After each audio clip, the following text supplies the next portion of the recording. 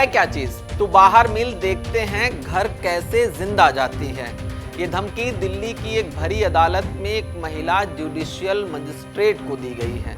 इस महिला मजिस्ट्रेट का बस गुनाह इतना था कि इन्होंने आरोपी व्यक्ति के खिलाफ अपना फैसला सुना दिया।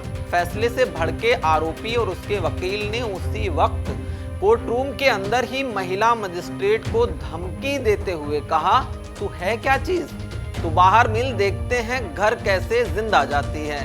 सोचिए कि यह धमकी किसी आम इंसान को नहीं बल्कि एक महिला जुडिशियल मजिस्ट्रेट को दी जा रही है। लेकिन आपको इसमें भौचक्का होने की जरूरत ही नहीं है। अरे भाई, जिस देश में एक माननीय सांसद सुप्रीम कोर्ट और सीजीआई पर अपमानजनक टिप्पणी करते हुए कहें कि देश भर में गृह युद्ध के लिए सुप्रीम कोर्ट और सीजीआई जिम्मेदार हैं, उस देश में इस तरह की छोटी मोटी बातें तो होती रहती हैं।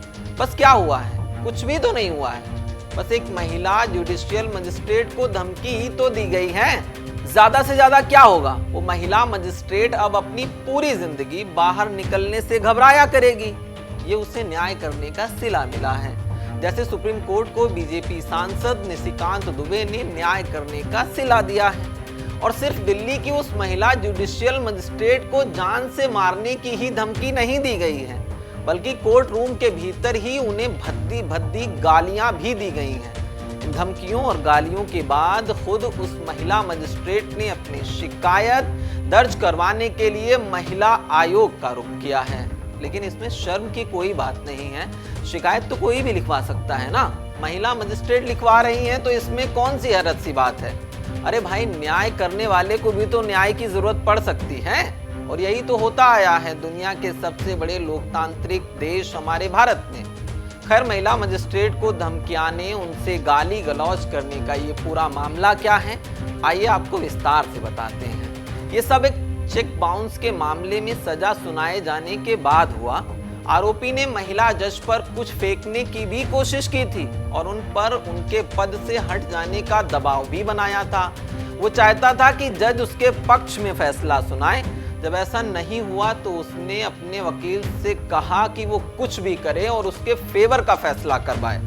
बार एंड बेंच की एक रिपोर्ट के मुताबिक दिल्ली के रोहिणी में जिला न्यायालय में ये घटना बीती 2 अप्रैल को घटित हुई थी, लेकिन किन्हीं कारणों चर्चा में अब आई है। Judicial magistrate NI act Shivangi Mangla ने आरोपी को निगेटिव इंस्ट्रूमेंट एक्ट की सेक्शन 138 के तहत दोषी पाया।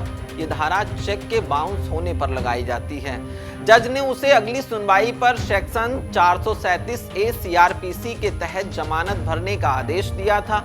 महिला जज ने कहा था कि इन धमकियों और उत्पीड़न के लिए आरोपी के खिलाफ नेशनल कमीशन फॉर वुमेन में उचित कार्रवाई की जाएगी। जज शिवांगी मंगला ने कहा कि फिर भी मैं हर मुश्किल का सामना करते हुए न्याय के पक्ष में खड़ी रहूंगी। मैं आरोपी के खिलाफ नेशनल कमीशन वुमेन दिल्ली में धमकी और उत्पीड़न के लिए उचित कदम उठाऊंगी। इतना ही नहीं, जज शिवांगी मंगला ने दोषी के वकील अधिवक्ता अतुल कुमार को कारण बताओ नोटिस भी जारी किया है। वकील से पूछा गया है कि उनके खिलाफ दुर्व्यवहार के लिए आपराधिक अवमानना की कार्रवाई क्यों नहीं शुरू की जानी चाहिए। वकील को अगली सुनवाई पर जवाब देने का निर्देश भी दिया गया है। आपको यहाँ पर एक बात और भी बता दें कि ऐसा नहीं है कि दिल्ली की जिला कोर्ट में ही महिला जज को धमकाया जा रहा है और बीजेपी के माननीय सांसद निशिकांत दुबे सुप्रीम कोर्ट और सीजीआई पर अति गंभीर और अपनी सोच से भी परे लांछन लगा रहे हैं। बीती 11 अप्रैल को भरतपुर कोर्ट परिसर में डबल मर्डर के आरोपी ने अपर लोक अभियोजक को पिस्टल निकालकर धमकी दे दी थी। आरोपी का कहना था कि अपर लोक अभियोजक उसके केस की पैरवी ही ना करे। घटना के बाद वकीलों ने कोर्ट परिसर के अंदर रोड को जाम कर दिया था। मौके पर पहुंची मथुरा गेट पुलिस ने सभी को समझा बुझाकर जाम को खुलवाया भी था। अपर लोक अभियोजक भगत सिंह सुरौता ने बताया कि एडीजे संख्या 2 लाखन नाम से एक फाइल चल रही है, उसमें दिलावर नाम का आरोपी था। आरोपी पर पिता पुत्र की हत्या का आरोप है। इतना ही नहीं, बीती 12 अप्रैल को गाजीपुर के सिविल कोर्ट परिसर में एक साक्षी ने वकील पर हमला कर दिया था।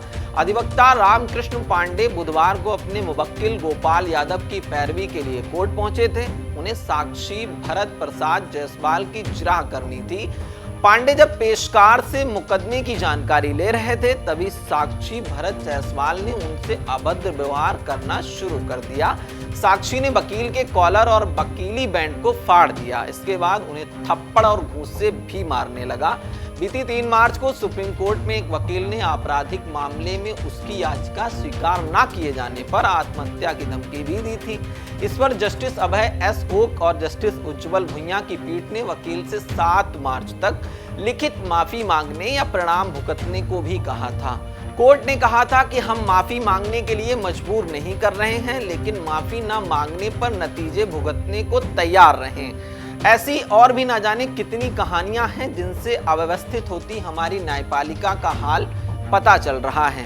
ये भी पता चल रहा है कि सम्मानित सदस्यों की तरफ से न्यायपालिका के लिए ओछी भाषा का इस्तेमाल करने से उसके दुष्परिणाम क्या होते हैं। फिलहाल अभी के लिए इतना ही। मेरा नाम खुशनूर है। कैमरे के पीछे हमारे सहयोगी वीरेंद्र मेहरा हैं और आप देख रहे हैं पंजाब केसरी टीवी। बहुत बहुत शुक्रिया आपका। नमस्कार।